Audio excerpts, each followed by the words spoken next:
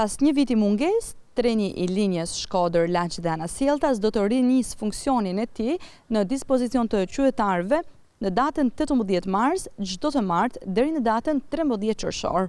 Nisja nga Shkodra bëhet në orën 6 të mëngjesit dhe kthimi nga Laçi bëhet një drekës. Treni fillon lëvizjen me datën 18 mars deri me datën 13 qershor 2025 për çdo ditë martë. Çmimi i biletës është shumë i lëvërtishëm.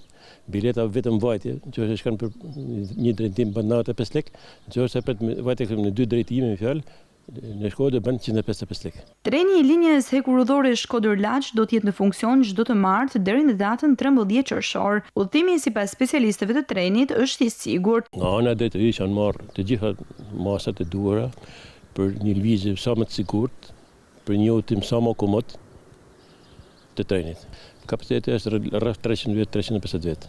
Apeli drejtohet policisë vendore në Shkodër që të mundsojë një efektiv përgjatë këtyre të martave në mënyrë që udhëtarët të ndjehen më të sigurt. Jo t'i bëja fije, po t'i lutesha drejtuesit policisë Shkodrës, shefit komisariatit, të na ndihmojë me patrulë policie për me siguru më tepër kushtet në tren. Pasi kemi disa fëmijë, rreth 17-18 vjeçarë, që na krijojnë probleme. Për shkak të zvarritjes së tenderimit të linjës së re hekurudhore, treni rinisi funksionin sërish, duke ju dhënë mundësi qytetarëve që duan të shkojnë në pelegrinazh në 13 martat e shëndot pranë kishës me të njëjtin emër në Laç.